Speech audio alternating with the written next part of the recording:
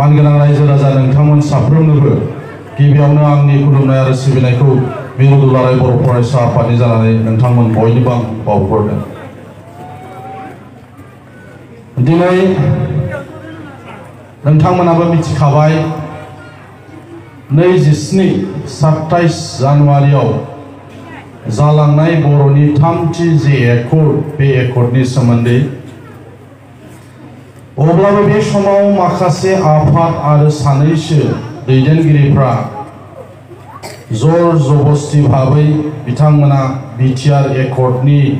उल्थायै बिथांमोना बुंबाय थादों। आरो बेखाय जोंनि माखासे मानसिफ्रा सानफ्लांनो हागौ जे बिसोर बुंनायानो सैथो नामा। गेजेराव माखासे मानसिफोर गामि गामि हाबनानै मेल मिटिं खालामदों। बिथांमोनाबो बायदिसिना बुंदों, नंगौलायदां होननानैबो सानफ्लांनो हागौ। आं बे समाव दुलाराय बर' फरायसा आफादनि जानानै, थांनाय जोंनि जुथाइ सोमावसारग्रा आफादनि जानानै, एकर्डनि सासे सागानगिरि वान अफ द सिगनेटरि जानानै बिटिआर एकर्डनि सोमोन्दै नोंथांमोननो आं बे समाव फोरमायनो सानदों। बाखि पलिटिकेल खोथाफोरखौ दिनै हानजानि दैदेनगिरिफोर दङ। इउपिपिएल हानजाया सरकार दायोब्ला मा मावनो नागिरदों बे बाथ्राखौ पार्टिनि मानसिफ्रा बुंथोंसै। आङो खालिबोल' बेयाव थोंजोङै जोंनि जि एकर्ड बे एकर्डनि सोमोन्दै गिबियावनो नोंथांमोननि सिगाङाव फोरमायनो सानदों। মই মাজে মাজে অসমীয়া ক'বলৈ চেষ্টা কৰি বড়ো আৰু অসমীয়াত মোৰ যি ভাষণ এই ভাষণটো ৰাখিবৰ কাৰণে মই যত্ন কৰিম। जोंनि जि एकर्ड बे एकर्डआ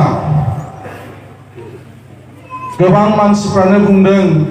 बे पार्लामेन्टआव बिल पास जायाखिसै, बेलायनो आयेनगत भाबै जायाखिसै, कन्स्टिटिउशनेल नङा, पार्लामेन्टआवनो बिल पास जायाखै, थगाय जाबाय, प्रमद बर'आ थगायबाय, हाइजेक खालामबाय एनडिपिनि इस्युखौ। जोंजों रायलायनायाव मडेलिटिया बिदि नङामोन, बायदिसिना बुंलायखौ नोंथांमोनाबो खोनादों।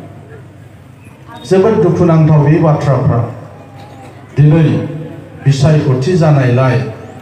गुबुन गुबुन हानजाफ्राबो बे बिसायख'थियाव बाहागो लानायखाय गावनि हानजाया देरहाथारनांगौनि थाखाय माखासे नंथारै खोथाफोरखौनो साजायनानै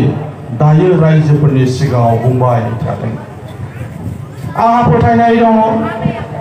जाय रायजो राजाफ्रा बेयाव फैनाय जाय रायजो राजाफोर, बेयाव फैनाय जाय दैदेनगिरिफोर, बेयाव फैनाय जाय आफादफोर, जाय नोंथांमोना जाय आफादफ्रा जाय गोरों गोराफ्रा अदालगुरिनि रेल लामा होबथानायाव बाहागो लाहैयोमोन,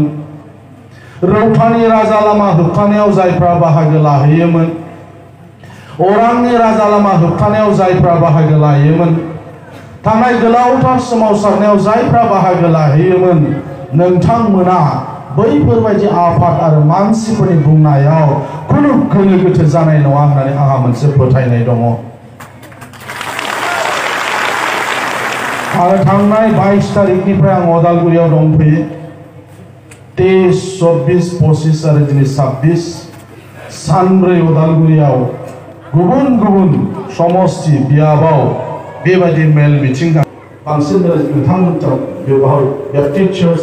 जों हरिसिंहानि मिशन कम्पाउन्डआव फैनानै बै समाव जोङो लिडारफोरजों जोङो सावरायलांदों जे नोंथांमोना जोंनि सोमावसारनायखौ माबोरैबायदि मदद खालामनो हायो। थोंजोङै आरो खेंसालियायै जों धोरोम आफादफ्रा थोंजोङै ओंखारनो हायाब्लाबो नोंथांमोननि धोरोमनि आरजफ्राव, नोंथांमोननि फुजाफ्राव, नोंथांमोननि बायदिसिना फोरबोफ्राव जेन' आरजनि गेजेरजों नोंथांमोना जोंनि सोमावसारनायखौबो मदद होयो होननानै जों मोनफ्रोमबो धोरोमारि आफादफोरजोंबो जोङो मानगोनां रायजो राजाफोर जों रायलायलांबाय थादोंमोन।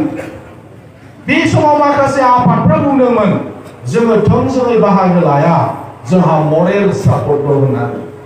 जों अब्ला जोंनि गेजेराव रायलायलायदों माबादि बाथ्रा जानो हागौ बर' आफादा मरेल सापर्ट होयो।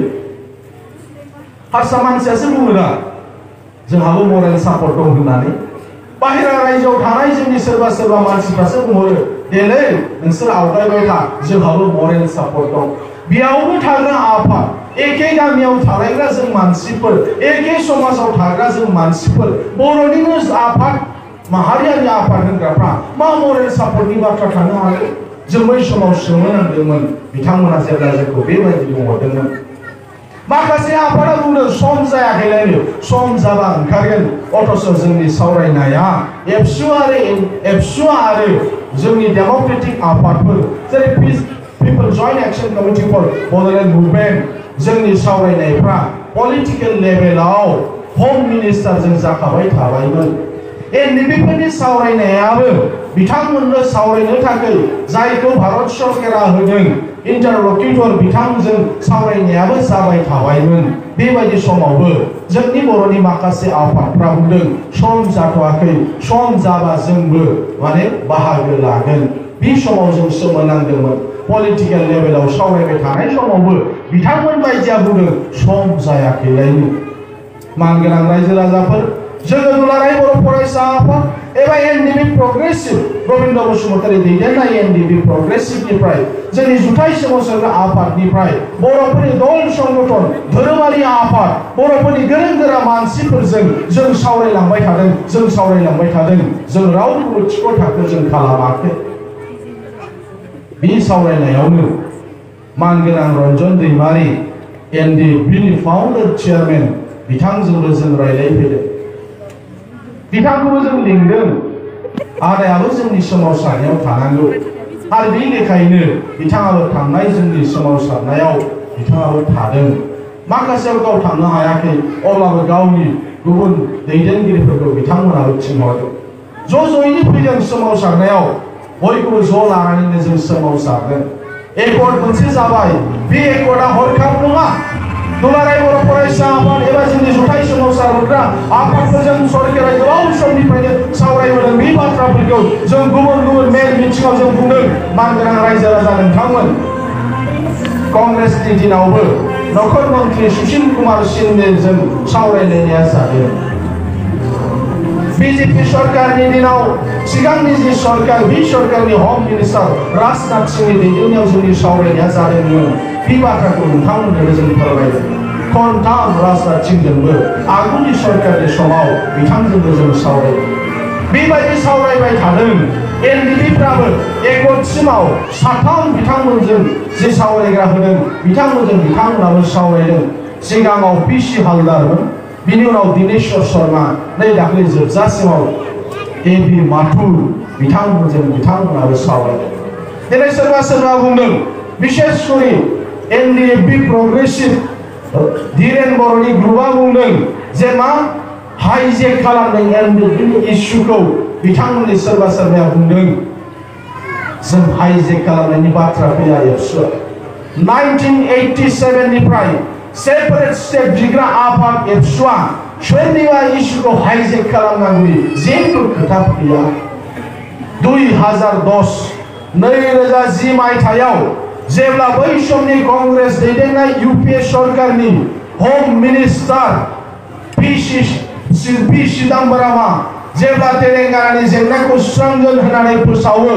लोगोनो बे बोसोरनि जानुवारि दानाव नोंथांमोननि अदालगुरिनि मासबादाव दुलाराय बर' फरायसा आफादनि कन्भेन्सनमोन बोसोरारि जथुमामोन बे जथुमायाव जों सावरायलायनानै जोंनि डेलिगेट सेसनाव बीटीसी सुक्ति जानांगौनि थाखाय जोंनि आन्दोलनखौ सासपेनसन खालामनायखौ नोंथांमोननि बे मासबादाव जानाय जोंनि कन्भेन्सनाव जोङो बोखांनानै लाफिनदोंमोन जुदि भारत सरकारा तेलेंगानानि जेंनाखौ जुदि सुस्रांगोन होनबायब्ला तेलेंगानाया जिहेतु रायजोसो बिबाय थादों बिनिखायनो बेबायदि समाव जोंबो जोंनि दाबिखौ दोनथ'नायखौ बोखांनानै 2010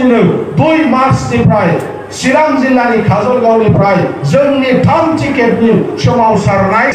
आफादफोरनि सावरायनाया जोंना पलिटिकल लेभेलाव जायो जोंनियाव एनडिपिआबो थांखाया एनडिपिफोरनि सावरायनाया इंटरल'क्यूटरजों जायो बिथांमोननि सावरायनायाव जोंबो थांनोबो मोनखाया आलादा रोखोमै सावरायजाबाय थादों मेमोरेन्डामा मोननै जोंनिया आलादा बिथांमोननिया आलादा एनडिपिना एसे आलादा मानोना केसनि बाथ्रा दङ रिहेबिलिटेशननि बाथ्रा दङ गुबुन मोननै मोनथामसो दाबि दंदेरो बिथांमोननि मेमोरेन्डाम आलादा जोंनिया आलादा फैयै फैनानै दाख्लैसो ज' खालामफैदों सावरायनायखौ बेयाव सोरखौबा हाइजेक खालामनाय सोरनिबा मेम'रेन्डामखौ माबा माबि खालामनाय सोरनिबा मडेलिटिखौ सोलायनाय बेबायदि जेबो बाथ्रा गैया आरो बेबायदिया थाथावथावबो नंखाया जायफोर गोरों गोरा जायफोर साननो हायो नोंथांमोना स्पष्ट जागोन मानगोनां रायजो राजा नोंथांमोन बे एकर्डखौ मानो खालामनाय जाखो सेपारेट स्टेट मोनाब्ला जों जिरायथ'आ होनो मानो खालामनाय जाखो प्रमद बर'खौ बुंदों रायजो मोनाबा नोंलायनो मन्त्रि एमएलए बायदिसिना जाया दालाय माने इउपिपिएलनि प्रेसिडेन्ट जाहैखो मानो इलेक्सन गेलेखो नङासै माखासे मानसिफ्रा बिदि सोंलु दिखाङो इलेक्सन गेलेनोबो गोसो गैयामोन प्रमद बर'आबो